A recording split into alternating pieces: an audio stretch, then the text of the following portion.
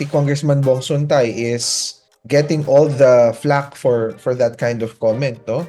Si Bong is actually a friend of mine and hindi ganun ang pagkakakilala ko sa kanya eh. Ano ba yun? No? Ba't kailangan mong sabihin na nagnanasa ka in public? No? In a radio program, itandaan natin, no? Merong ethics of the profession. No? Sa isang broadcaster, kailangan bang sabihin yung gantong mga pananaw? In the first place, no? Masyado atang baluktot ito. Hindi dapat matapos ito ng isang hearing lang. So, dapat talaga may resolusyon. Kumbaga, ginatungan pa ni Attorney Topacio itong usapin na to. Sinisipa yung mga kababaihan ano kung bakit ganun ang naiisip ng mga lalaki no when they look at women ano.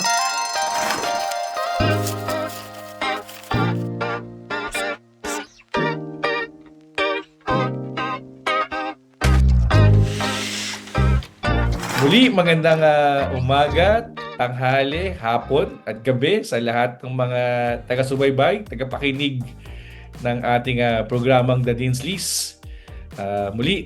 This is Dr. Gary Ador Dionisio from De La Salle College of St. Benilde. Dr. Sherwin Ona from De La Salle University. And I'm Ed Tapia from the University of Makati. So, sige, simulan na natin. Din Gary, no?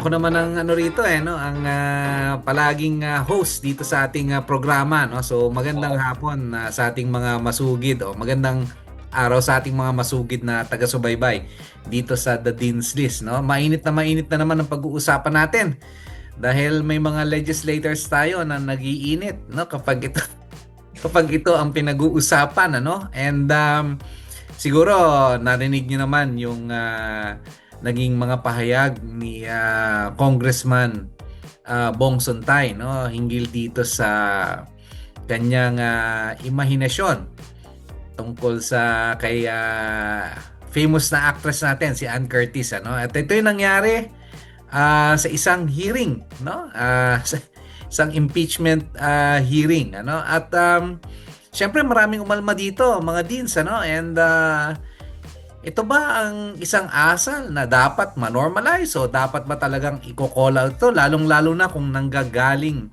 sa mga matataas na opisyal ng ating pamahalaan? Sige, umpisaan nyo na. Dean Ed, ano sa tingin mo? Medyo ano na tayo, no? Well, tama-tama yung pinag-uusapan natin kasi nga Women's Month tayo ngayon, no? So medyo swak na swak yung topic natin. Now going back to your question, Doc Sherwin, syempre nakakalungkot yun, no? Hindi appropriate yung komentaryo at I think talagang si Congressman Bong Suntay is getting all the flack for that kind of comment, no? Just in the interest of transparency, sabihin ko lang, si Bong is actually a friend of mine and hindi ganun ang pagkakakilala ko sa kanya eh. He's a decent person and ang tingin ko, ang mas dapat nating tignan doon is, well, kailangan naman siya talagang he has to own up to his mistake and I think he apologized. Pero ang bigger concern ko doon is yung normalization ng ganung klase ng pag-iisip, no? Which does not happen and did not happen overnight.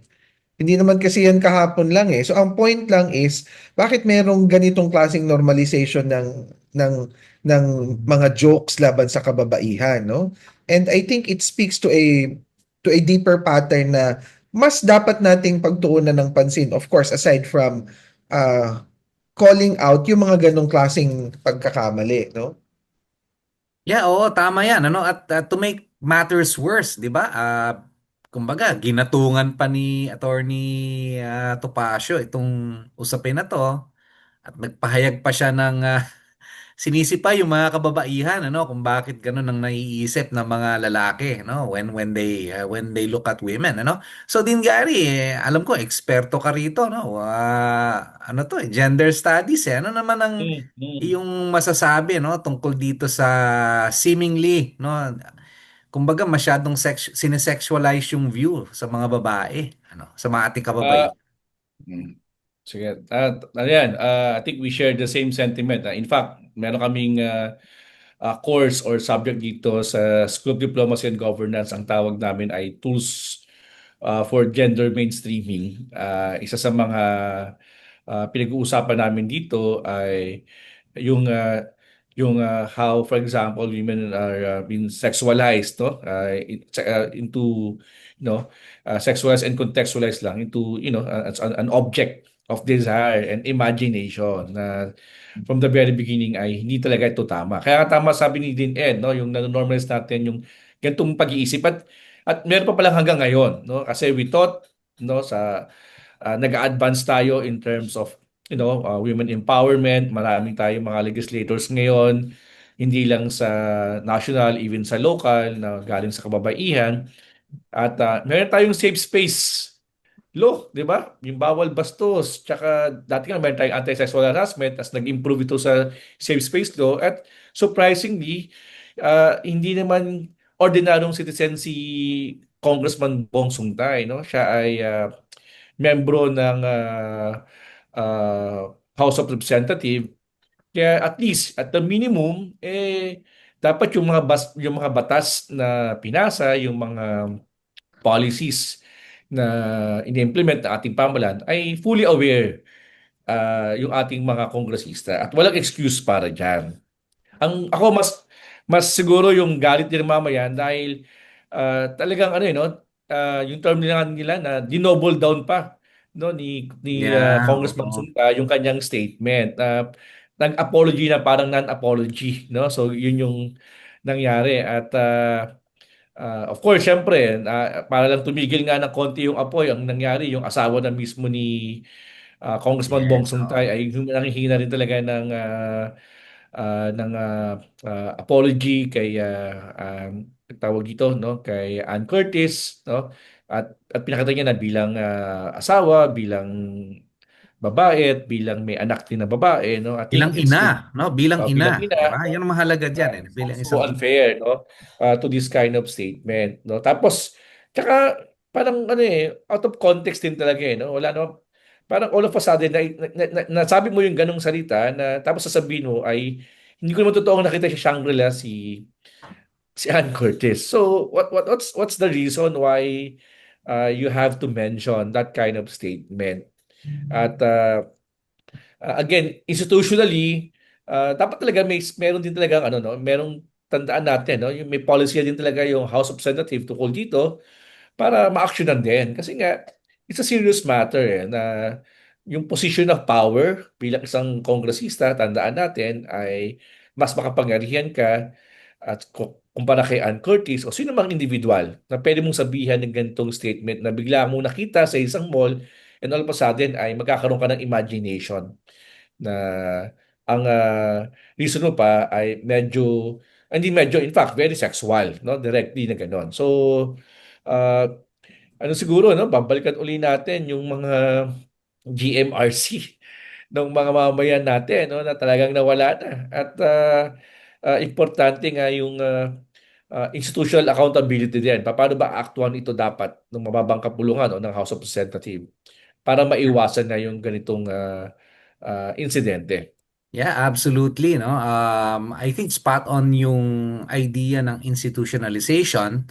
And related to that, I understand na baka ba o magpa-file ba ng isang ethics complaint ang Meron na, may na-file ng ethics complaint. may No? na-file na ethics complaint. And what do you think? Ito ba yung parang way to hold to account itong mga ganitong klaseng mga officials? Does it strengthen, for instance, the drive towards institutionalization? What do you think? Alam niyo na, magfa-flourish ba to yung mga ganitong mga ethics complaint na nag-apologize na yung alleged perpetrator at mukhang wala namang balak mag-pursue yung ibang mga aggrieved parties. No? What do you think? Well, ako, Doc Sherwin, no, I think tama naman yon. Dapat yon maging subject ng isang ethics complaint at mapag-usapan nila.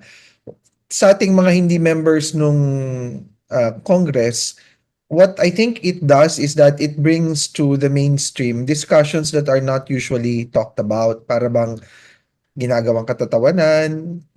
I think it really goes into the fact that this practice has been normalized yung gumawa ka ng gawin mong katatawanan yung mga bagay na seryoso, including rape. Hindi yan bago. I mean, ang point ko is it was it was there for a long time and people had that sense na it was okay to a certain extent nga. Some people found it funny na hindi naman talaga karapat dapat, no? But beyond the action of the House Committee on Ethics, which will continue as, wala naman tayong control doon kung anong mangyayari doon. I think it forces us to talk about it and really rethink about our position on how we should respect women. But ang sana lang, ang hope ko lang dito, Dr. Wendin Gary, ay hindi to matapos dun sa episode nung kay Bong Suntay. Kasi hindi lang naman yan yung nakikita nating problema na ginagawa sa kababaihan, no? Dapat meron tayong mas sustained na pagtingin tungkol sa mga issues na kinakaharap natin, no? Patungkol sa role ng mga kababaihan. Tsaka ito kasi din Ed yung no, yung tinatawag sa usapang kanto na macho talk, no? Kasi masyadong normalize at nagiging parang acceptable na sa ating mga kababayan itong ganitong mga macho talk, no? And para lang sa no, para lang maunawaan din ng ating mga kababayan bakit may ganitong backlash, no, mga negative reactions sa ginawa ni Congressman Santay. Ito po'y ginawa during isang hearing, no? Hearing po ng House of Representatives at naipasok nga sa minutes, no, buti na lang po ito'y pinatanggal, pina-strike out po ng committee, no? Kaya po it really no, it really worsened the experience, so to speak, no? Hindi lang po ito basta-basta na nagsabi po si Congressman Sontime. Aside from his position, no, yung konteksto po, no, yung konteksto na nandun siya sa isang hearing at siya'y pumasok sa minutes, no, na pinatanggal din po, no? Din Gary, you might want to add to that, no? Oo, hindi dapat matapos ito ng isang hearing lang. So dapat talaga may resolusyon. At of course, para makatulong din sa House na this is a serious matter at in a sense hindi ito dapat binabaliwala at lalo na seryoso yung mga pinag-uusapan, no? Dahil nga tandaan natin, no, nangyari ito sa panahon na pinag-uusapan yung substance ng impeachment complaint laban kay VP Sara. So, nawala yun eh. Nawala yung esensya. Napunta dun sa comment ni Congressman Bong Suntay, yung sa kanyang sexual comment, rather than so esensya, bakit kailangang harap pag-usapan yung impeachment. So, yun yung isa sa mga nakakalungkot na episode nito.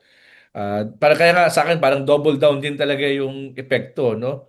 Na, na, na sexualize na yung si Miss Ann Curtis at the same time na hindi binigyan ng seryosong atensyon yung impeachment case kasi nga nawala. So again, these are two serious matters that the August Hall of the House of Representatives, no, should be addressed the soonest possible time. Maganda yan din Gary na binanggit mo yung no, yung impeachment at na-divert nga, no? So yung atensyon ng tao, one would think na was it intentional, no? Deliberate ba yung pagkaka-divert na ito? Kasi nga medyo medyo nagtakbunan yung importance nung impeachment at saka kung titingnan ninyo yung mga post ng mga pro DDS, ano? Makikita ninyo na ginamit din nila itong issue na to no? Para matabunan yung mas prominente of course na issue na tinatakil ng committee, which is of course the impeachment complaint against the Vice President. Now, siguro panghuling thoughts na lang, no? How can our society move on, no? How can our society move on? Marami pa ba tayong makikitang mga ganito na mga incidents, and ano pa yung nakikita niyo mga pathways, no, para magprogreso tayo from this point? Ako, Anyone? ang tingin ko, Doc Sherwin, kasi this is indicative of our current situation, no? Na meron pa rin mga ganyan na normalize yan. And Dined, mind you galing tayo sa isang administration na ganyan ang style Diba? Yan ang point that for the Oo. longest time, ang ginagawa ng mga iba sa atin, ginagawang nakakatawa, no? Para bang Oo. we get some kind of comic relief from those kinds of humor, pero hindi. Dahil lahat naman tayo may nanay, no? So yung iba sa atin may mga kapatid na babae, may mga anak na babae. So it's really ano, it's really disconcerting at the very least, no? But the way we move forward is really ako ang tingin ko diyan is at the core of it is respect eh. Respect not only to women but respect na din para sa mga sarili natin bilang mga lalaki. Kasi ang value naman ng opinion mo is not more important or lesser in important because of gender. It's really just based on the intrinsic validity of your argument or your viewpoints, no? So wag lang natin sanang kalimutan 'yun. And of course, ano sana tayo, mas maging conscious tayo dun sa role ng mga institutions kasi babalikan ko yung binabanggit mo kanina, Doc Sherwin.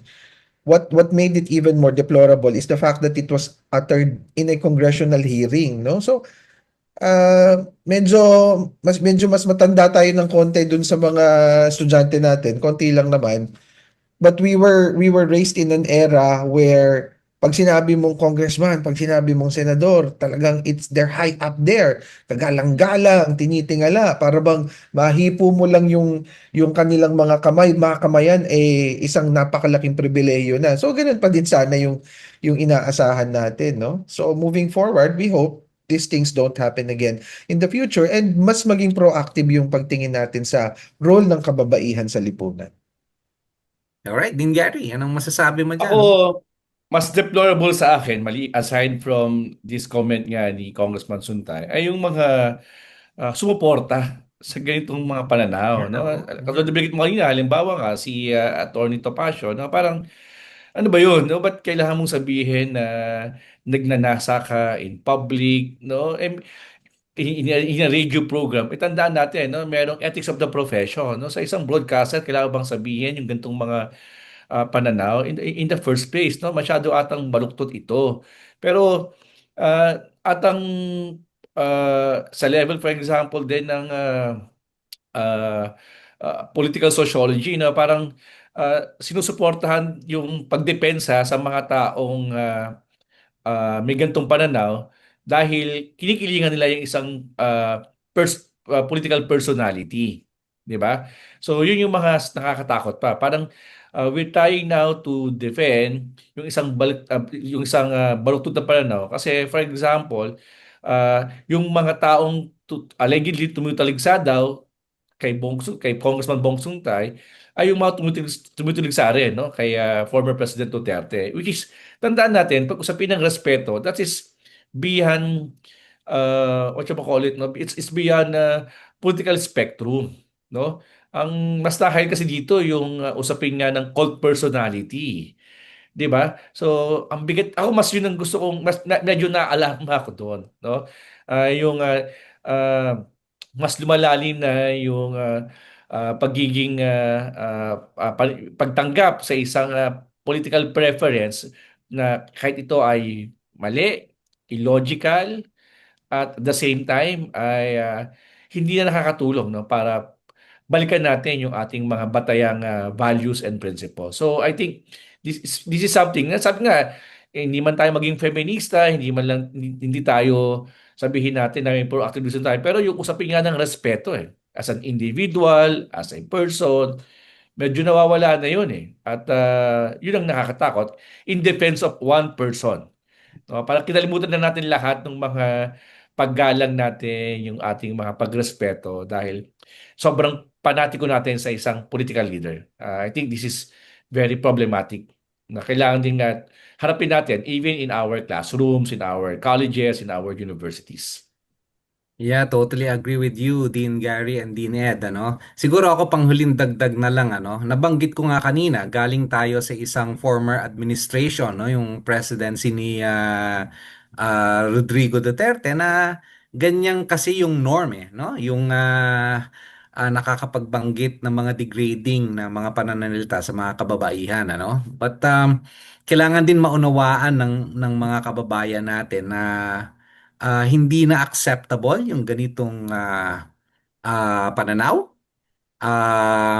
para makita na nagprogreso yung ating society, no? Nakita ko kasing isang interview sa isang legislator, no? Hindi ko napapangalanan kung sino yung legislator na yon. Although babae siya, sinabi niya na dapat daw ang mga kababaihan ay nirerespeto minamahal at tinitreat ng mabuti, no? Agree naman ako sa lahat ng 'yun no? Kaya lang siguro ang mas malalim doon is kailangan tingnan na nating lahat na ang kalalakihan at kababaihan ay pantay, no? Ito yung lahat ng ito yung nag-uugat dahil tinitingnan yung kababaihan na mas mababang uri 'Di ba? Siguro dapat i-ano na natin na complementary ang role ng lalaki at babae, no? Hindi mag-exist yan. Kaya nga sa Genesis no? God created man and woman no?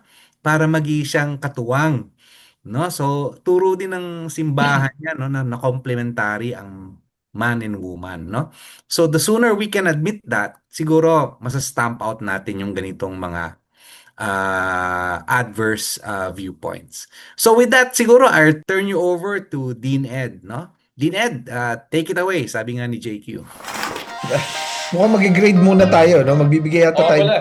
Okay, great pala. Nakalimutan ko na. Oo, Dahil na pala. kasi nating walang Okay. walang show Pagsak sa akin si Topacio at si Congressman Bongson, I'm sorry. Kailangan Oh. nila mag-repeat. Oo, para sa akin, baksak yung ganyang mga behavior. Kailangan matuto sila dyan, no? At repeat. Repeat ulit. May biro kami dyan eh. Cinco with a smile. Dahil ulit ka. So, ganun din ang grade na ibibigay natin dun sa dalawang mga no, siguro to make matters worse, parehong abogado sila, supposed to be guided by the canons of legal ethics. Tapos yung behavior ay hindi katanggap-tanggap. So, talagang uh, flying and smiling 5 ang grade natin.